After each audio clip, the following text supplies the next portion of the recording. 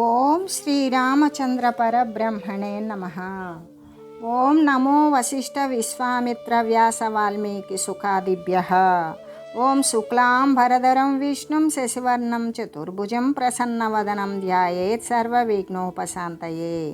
ఓం నమో బ్రహ్మాదిభ్యో బ్రహ్మ విద్యా సంప్రదాయ కర్తృభ్యో వంశ ఋషిభ్యో మహద్భ్యో నమో గురుభ్యః. ఓం శ్రీరామో రామభద్రశ్చ రామచంద్రశ్చ శాశ్వతః రాజీవలోచన శ్రీమాన్ రాజేంద్రో రఘుపుంగవః. శ్రీ యోగ వాసిష్టము స్థితి ప్రకరణము. అయితే ఓ కుమార, బాధ లేనటువంటిది, నిర్వికారము, వికార ఆకారములు లేనిది, సుఖమే రూపమైనది, పరమ పవిత్రము అయినది సంకల్ప క్షయము కొరకు ఏదైతే సాధన చతుష్టయ సంపత్తి శ్రవణ మనన నిధిధ్యాస రూపమైనటువంటి ఏ సాధనలైతే ఉన్నవో వాటిని అనుసరించు. నీ యొక్క గొప్ప పురుష ప్రయత్నము ద్వారా వాటిని ఆచరించడం వల్ల సంకల్పము క్షయించిపోతుంది. ఆ స్థితే కేవలము పరబ్రహ్మస్వరూపము అని నీకు తెలియజేయబడుతుంది. కాబట్టి ఓ పుత్రక, సంకల్పము అనే దారమునందు ఈ సమస్త జగత్ పదార్థాలు కూడా గుర్చబడి ఉన్నవి. కాబట్టి ఆ సంకల్పము అనే దారము భిన్నమైపోయిందో, చిన్నమైపోయిందో, క్షణభంగురములైన పదార్థాలు అన్నీ కూడా అదృశ్యాలై అక్కడికో పోతూ ఉన్నవి, అంటే నశించిపోతూనే ఉన్నవి అని చెబుతూ, అంతేకాదు కుమారా, ఆ అనేక జన్మల గురించినటువంటి మహా దుఃఖము చేత, ఆ జనన మరణాల చేత నీకేమి ప్రయోజనము లేదు కదా. ప్రజ్ఞావంతులు దుఃఖము నశించిపోయిన దానినే, అంటే దుఃఖరహితమైన దానినే, అంటే ఆత్మనే కదా ఆశ్రయిస్తారు. మరి ఒక దానినైతే ఎవ్వరూ ఆశ్రయించరు. కాబట్టి ఓ పుత్రక, నీవు తత్వజ్ఞానాన్ని పొంది వికల్ప సమూహాన్ని బలాత్కారంగా సంపూర్ణంగా నీ యొక్క ప్రయత్నం చేత సమూలంగా తొలగించి వేయు. సుషుప్తిలో ఏ విధంగా ఉంటుందో అలాగే ప్రశాంతమైన చిత్తవృత్తి కలిగిన వాడవై నీవు నిరతిశయ సుఖాంకుర కోసం, నిరతిశయమైనటువంటి సుఖం కోసం, రెండవది లేనిది ఏకమాత్ర స్వరూపమైన అద్వితీయమైన ఆత్మపదాన్ని నీ యొక్క ప్రయత్నము చేత సాధించు. అంతేకాదు పుత్ర, సముద్రము జల మాత్రమే అయి ఉంటుంది, ఈ జగత్తు సంకల్పం మాత్రమే అయి ఉన్నది. అలాగే నీవు కూడా నీ యొక్క సంకల్పము కంటే వేరుగా ఈ సంసార దుఃఖము అనేది మరొకటి లేనే లేదు. కాబట్టి మాతులింగ ఫలాన్ని భక్షించిన వానికి మాత్రమే తెలుపు వస్తువులు బంగారు వర్ణాలుగా గోచరిస్తాయి. మాతులింగ ఫలము అంటే మాది ఫలము. ఆ మాది ఫలాన్ని తిన్నటువంటి వానికి తెల్లని వస్తువులు సువర్ణకాంతిలో కనబడుతాయండి. అలాగే హృదయమందు అసత్య రూపమైన సంకల్పం స్వయంగా వృద్ధి పొంది ఉంటే, సత్యము వృద్ధి పొంది అది ఎలా ఉంటుంది అంటే అసత్యమైన వస్తువు సత్యముగానే కనబడుతుంది. దేని ద్వారా అంటే అది సంకల్పము అనేది నిండి ఉండడం చేత. కాబట్టి నీవు ఈ మిథ్యారూపముననే నీవు ఉత్పన్నమై ఉన్నావు. కాబట్టి ఈ మిథ్యారూపమునందే స్థితి కలిగి ఉన్నావు. కానీ ఉపదేశాత్మకమైనటువంటి ఈ ఆధ్యాత్మ శాస్త్రము గనక నీవు తెలుసుకున్నావు, దాని ద్వారా ఇటువంటి మిథ్యాత్వము అనేది పూర్తిగా తొలగిపోతుంది అని చెబుతూ, అసౌసోహమియే భావాః సుఖ దుఃఖమయా మమ వ్యర్థమేవేతి నానాస్తాయేనాంతః పరితప్యనే. వేదాంత ప్రసిద్ధమైన పూర్ణమైన ఆత్మ ఏదైతే ఉన్నదో అది నేను. ఆత్మ కంటే అయినవి నేను, నాది, మున్నకు సుఖము దుఃఖము జన్మ మొదలైన పదార్థాలన్నీ కూడా మిథ్యారూపాలే అనే విశ్వాసము నీకు లేకపోవడం వలనే, ఆది లేకపోవడం ఏంటి, అజ్ఞాన కారణం చేతనే నీకు అటువంటి విశ్వాసం లేదు. అందువలనే నీవు అంతఃకరణమున దుఃఖిస్తూ ఉన్నావు అనే చెబుతూ, పరిపూర్ణాత్మను నేనే. సుఖము దుఃఖాలతో నిండిన ఈ జన్మ మొదలైన భావాలు మిథ్యారూపాలే, అబద్ధ స్వరూపాలే అవుతాయి అనే ఇటువంటి దృశ్య అనాసక్తి భావన చేత నీకు లేని కారణం చేత నీవు అంతరంగమున మహా దుఃఖాన్ని పొందుచూ ఉన్నావు. అసన్నేవాస్య జాతోపి కుతో జన్మ విలాసతః వ్యర్థమేవావ మూఢోసి సంకల్పవశతః స్వతః. ఈ జన్మలతో అంటే ఈ శరీరాలతో నీకు ఎప్పుడూ కూడా సంబంధం లేదు. అలా లేకపోయినప్పటికీ మరి భ్రాంతి చేత అట్టి సంబంధము కలగజేసుకొనుచూ ఉన్నావు. యథార్థంగా విచారించి చూడు. అలా విచారించి చూస్తే అసలు ఆత్మకు జన్మ అనేది ఉన్నదా? ఉంటే ఎక్కడ ఉన్నది? సంకల్పవశము చేతనే నీవు స్వయంగా మూఢినిలాగానే అగుచూ ఉన్నావు. అంటే ఈ జన్మాదులతో నీవు ఎన్నడూ కూడా సంబంధం కలిగిన వాడవు కానే కావు. కాకపోయినప్పటికీ కూడా భ్రాంతి చేత జన్మించిన వాడివే అయ్యున్నావు. పూర్ణత్వ రూప విలాసముతో కూడి ఉండడం వలన వాస్తవానికి ఆత్మకు జన్మయచ్చట. ఇది తెలియక నీవు నీ యొక్క సంకల్పవశము చేతనే వ్యర్థముగా విమూఢుడవై అజ్ఞాని వలె ఉన్నావు అని చెబుతూ, అంతేకాదు మా సంకల్పయ సంకల్పం భావం భావయమాస్థిత ఏతావతైవ భావేన భవ్యో భవతి భూతయే. పూర్వానుభూతములైన సుఖము దుఃఖము మొదలైన పదార్థాలు నీవిప్పుడు ఏమాత్రము సంస్మరింపకుండా కేవలము ఆత్మను మాత్రమే భావన చేయు. ఇటువంటి భావన చేత ఆత్మసిద్ధి అనే ఐశ్వర్యాన్ని పొందుతావు.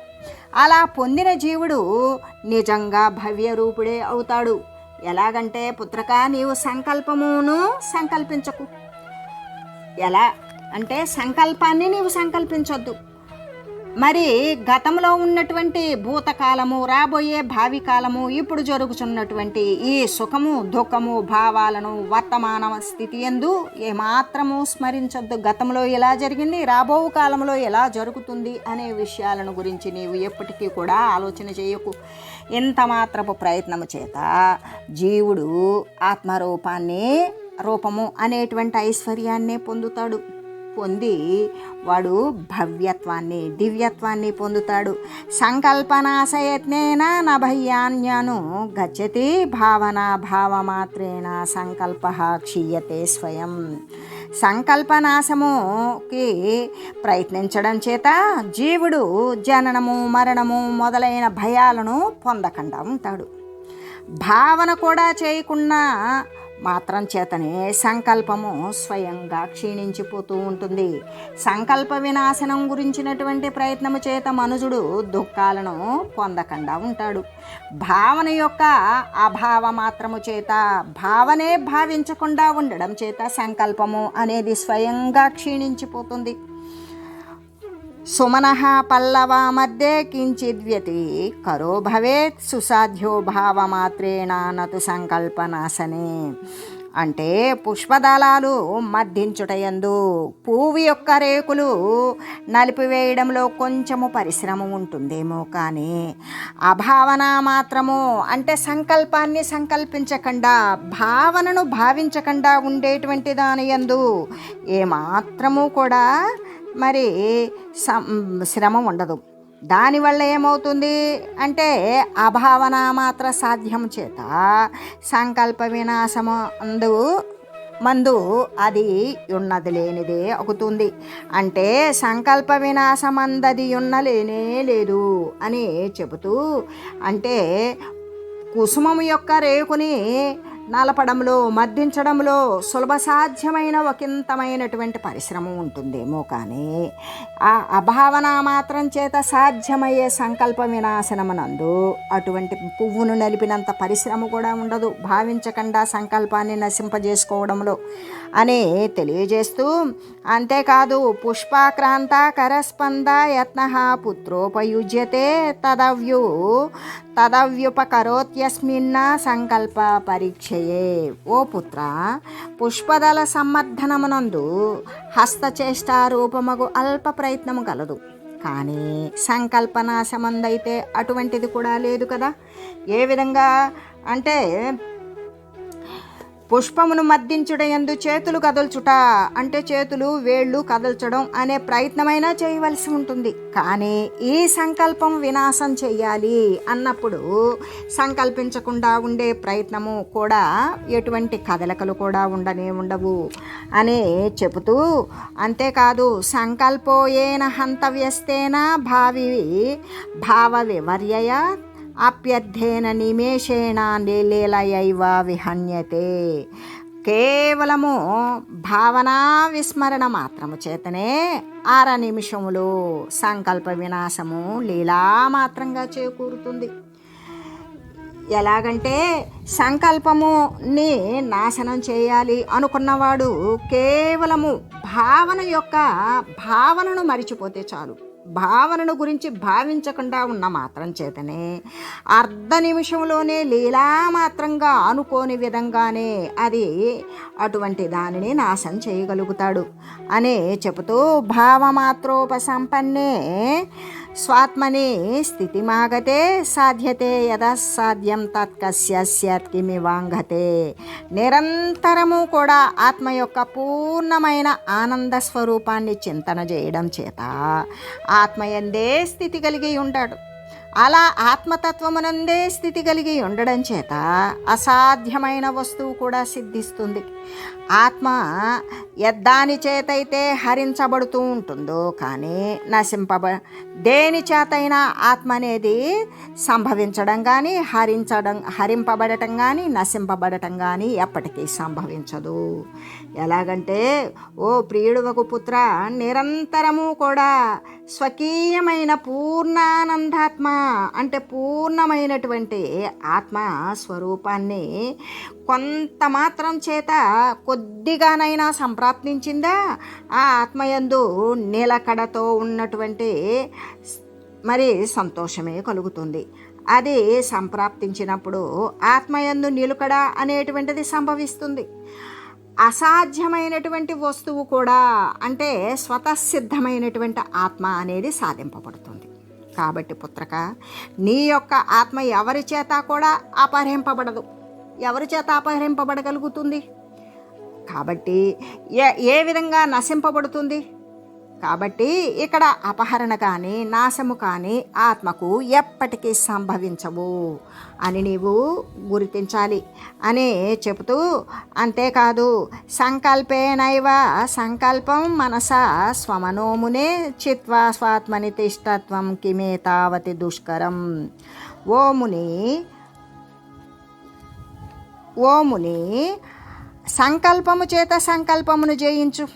అంటే సంకల్పము చేత సంకల్పాన్ని ఎలా జయిస్తాం అంటే అసంకల్ప రూప సంకల్పము చేత సంకల్పాన్ని జయించి వేయు.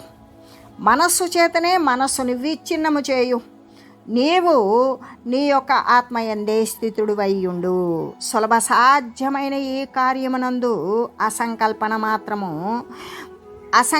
మాత్రము అంటే సంకల్పించకుండా ఉండడము అనేది ఏమాత్రం కూడా దుష్కరమైనది కానే కాదు కదా. కాబట్టి ఓ పుత్రక, అసంకల్పన రూపమైన ఏమాత్రము సంకల్పించవద్దు.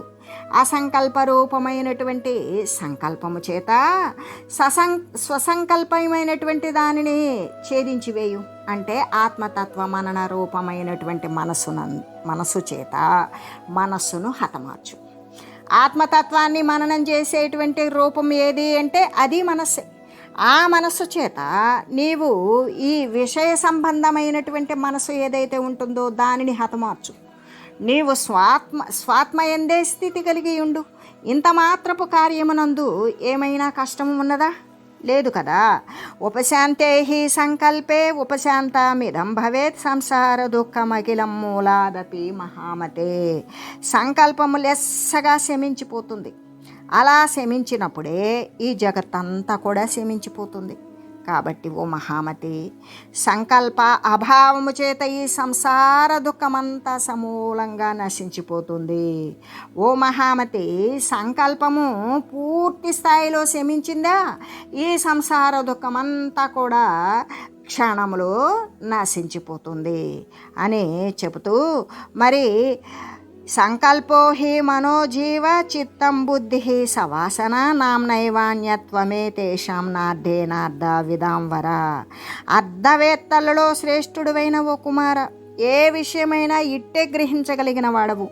ఈ సంకల్పమే మనస్సు, జీవుడు, చిత్తము, వాసనతో కూడుకున్న బుద్ధి కూడా అవుతుంది. ఈ సంకల్పమే. కాబట్టి వీని అందలి భేదము నామమాత్రమే కానీ ఏమాత్రము యథార్థము కానే కాదు. అంటే ఈ విషయాలను గ్రహించగలిగిన వాళ్ళలో కూడా శ్రేష్ఠుడువైన ఓ కుమారా, ఈ సంకల్పమే మనసు, సంకల్పమే జీవుడు, చిత్తము, వాసనతో కూడుకున్నటువంటి బుద్ధి కూడా ఈ సంకల్పమే. ఈ సంకల్పము మనసుకి, జీవులకి కూడా పేర్లలో మాత్రమే భేదం ఉన్నదే కానీ దీని యొక్క అర్థములో అయితే కానే కాదు. అంటే అవన్నీ కూడా మరి సంకల్పం యొక్క పర్యాయవాచకాలే అని నీవు తెలియు. సంకల్పనాధృతేనేహ కించిదేవాస్తి కుత్రచిత్ తమేవ హృదయాంచింది కిమే తత్పరిశోచతి. సంకల్పమునకు అన్యముగా అంటే సంకల్పానికంటే కూడా ఇతరంగా ఈ ప్రపంచమునందు ఏమైనా ఉన్నదా అంటే ఏమీ లేదు. అట్టి సంకల్పాన్ని నీవు నీ యొక్క హృదయము చేతనే విచ్ఛిన్నము చేయు. అలా గనక చేయకపోతే ఏ విధంగా అంటే అలా చేయకుండా నీవు ఈ విధంగా ఎందుకు పరితపిస్తూ ఉన్నావు అని చెబుతూ, ఆకాశములాగా ఈ జగత్తు కూడా శూన్యమైనదే. కానీ మరుభూమి అందలి మృగతృష్ణ శమించిపోయినప్పటికీ మరుభూమి శూన్యము కాకుండా ఉంటుంది. అంటే అది ఉంటుంది. ఎండమాముల్లో నీరు కనపడకపోయినా కూడా ఎండమావి ఆ ఎడారి అనేటువంటిది మాత్రం ఉంటుంది. అలాగే ఈ జగత్తు, జీవుడు మొదలైనవి బాధింపబడుతూ ఉన్నప్పటికీ కూడా ఈ దృక్రూపమైనటువంటి ఆత్మ శూన్యము ఎప్పటికీ కాదు. ఎలాగంటే మృగతృష్ణయు జగత్తును అసత్స్వరూపాలే అయినా వికల్పము చేత ఆవిర్భవిస్తూ ఉంటాయి. ఈ ఆవిర్భూతాలు అనేటువంటివి కేవలము ఆరోపించబడినవి అని చెబుతూ, అసిద్ధం సర్వమేవైతదసిద్ధేనైవ సాధితం సంకల్పేన జగద్యస్మాత్ భావన క్వాతిష్టతాం. స్వయంగా మిథ్యాభూతమైన ఈ సంకల్పము మిథ్యాభూతముకు ఈ జగత్తునంతా కూడా ప్రకటితం చేస్తుంది. కాబట్టి అట్టి బాధిత పదార్థాన్ని మరలా కూడా సిద్ధింపజేయడం నందు భావన ఎట్లు సంభవం అవుతుంది? స్వయంగా మిథ్యాభూతమైన సంకల్పము మిథ్యాభూతమైనటువంటి ఈ జగత్తంతా కూడా ప్రకటితం చేస్తుంది. కాబట్టి అట్టి బాధిత పదార్థము మరలా కూడా సిద్ధింపజేయడం నందు భావన ఎట్లు సంభవం అవుతుంది? కాబట్టి ఏ విధంగా అంటే మిథ్య అయినటువంటి సంకల్పము చేత సాధింపబడినదే అవడం వల్ల ఈ జగత్తు కూడా అబద్ధమే అయి ఉన్నది. కాబట్టి ఈ మిథ్యా పదార్థమున యొక్క భావన అనేది అంటే ఆసక్తి అనేది ఎలా కలుగుతుంది? కలగదు కదా. జగత్తు సత్యము అనే విశ్వాసము అసత్యమే అవుతుంది. అలా జగత్తు సత్యమనే విశ్వాసము అసత్యం అవగా ఇక అట్టి అసద్రూప జగత్తున వాసన అనేది దేని యందు కలుగగలుగుతుంది అనే చెబుతూ, భావనాక్షేతః సిద్ధిస్తతః ప్రాప్యం న శిష్యతే తస్మాదసదిదం సర్వం విజ్ఞేయం హేళయేద్ధయా. జగత్తునందలి సత్యత్వ బుద్ధి తొలగగా ఇంకా దేని యందు వాసన అనేది సంభవిస్తుంది? కాబట్టి భావన అనేటువంటిది క్షయించిందో అప్పుడు మోక్షసిద్ధి అనేదే సంప్రాప్తమవుతుంది. కాబట్టి దృఢమైన అభ్యాసము చేత దృశ్యాన్ని రహితం చేయాలి. అలా రహితం చేసి జగత్తంతా కూడా అసత్యము అని తెలియాలి. అంటే సంకల్పము నశించిపోగా ఆత్మసిద్ధి కలుగుతూ ఉన్నది. ఆ తర్వాత ఇక పొందవలసినది ఏమైనా ఉంటుందా? ఏమీ మిగిలి ఉండదు. కాబట్టి ఈ భావనాక్షయము కోసము అంటే ఈ సంకల్పనాశము కోసము మొట్టమొదట దృశ్యం యొక్క అనాదరణను అభ్యాసం చేయాలి. అలా అభ్యాసము చేయగా ఆ అభ్యాసము చేత దృఢం చేసుకోవాలి. ఆ దృఢం చేసుకుని ఈ సమస్త జగత్తు కూడా అసత్యము అని ఎరగవలియు. దాని చేత ఈ దృశ్య భావన అనేది సన్నగిల్లిపోతుంది. జీవుడు సుఖదుఖాల చేత అంటబడకుండా ఉంటాడు. అని చెబుతూ, అంతేకాదు తను భావనయా తేన సుఖదుఃఖైర్న లిప్యతే అవస్థితి చ నిర్ణీయ స్నేహాస్థాన ప్రవర్తతే. దృశ్యరాహిత్యము చేయడం చేత దేహాదుల యందు ఆత్మభావము లేకుండట చేత జీవుడు సుఖదుఖాల యందు తగులుకొనకుండా ఉండగలుగుతాడు. అంతేకాదు దేహ బాంధవ మిత్రాదుల మిథ్యారూపులని నిశ్చయించడం చేత కూడా వాని యందు ఆసక్తి అనేది జనించకుండా ఉంటుంది. ఈ పుత్రులు మిత్రులు మొదలైన దృశ్యమంతా కూడా ఆ వస్తువే అంటే మిథ్య అనే నిశ్చయించాలి. అలా అటువంటి నిశ్చయము చేతనే దాని యందు జీవునకు ఆసక్తి అనేది కలగకుండా ఉంటుంది. ఆసక్తి క్షయించిందా, ఆసక్తి అనేది నశించిపోయిందా, అప్పుడు హర్షము కానీ క్రోధము కానీ జననము కానీ మరణము కానీ ఏది ప్రవర్తించకుండా ఉంటుంది. కాబట్టి సుఖము దుఃఖము మొదలైన విభ్రమములతో కూడిన ఈ జగత్తంతా కూడా అసత్తు అనే నిశ్చయాన్నే కలిగి ఉండాలి అని చెబుతూ, అంతేకాదు ఆసక్తి నశించడం చేత ఆనందము శోకము జననము మరణము ఎప్పటికీ సంభవించవు. కాబట్టి సుఖము దుఃఖము మొదలైన విభ్రమముల యందు ఇదంతా కూడా అసత్తే అబద్ధమే అని నిశ్చయించుకోవాలి. మనస్సే చిద్వస్తువు ప్రతిబింబ రూపమైనటువంటి జీవరూపం అవుతుంది.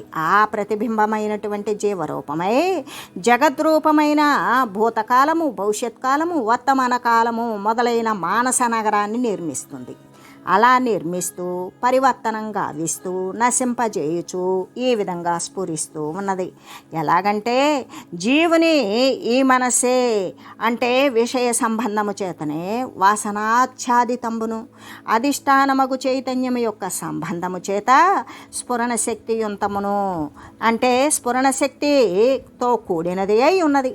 అందుచేత అది మలినమును చంచలమును ఇచ్చా ప్రేరితమును అయి అది జగత్తు మొదలైన రచనాది వ్యవస్థలను కూడా చేయుచూ ఉన్నది. అంటే హృదయవనంలో ఉన్నటువంటి మర్కటము అంటే హృదయము అనేటువంటిది వనమైతే మర్కటము అనేటువంటి జీవుడు వాని యొక్క కర్మ అనుసారం చేత లీలలే చేస్తూ ఉంటాడు అంటే క్రియనే చేస్తూ ఉంటాడు. అతడే విశాలమైన ఆకారయుతుడే మరలా కూడా శీఘ్రముగా కొద్ది రూపాన్ని సూక్ష్మ రూపాన్ని పొందుతూ ఉంటాడు. ఈ సంకల్ప జల తరంగాలు గ్రహించడానికి శక్యములు కాకపోయినప్పటికీ కించిత్ విషయంలో అంటే కొద్దిపాటి విషయమునందు కూడా ఆ విషయ సందర్శనము చేత కూడా మళ్ళీ కూడా ఉద్బోధితమవుతాడు.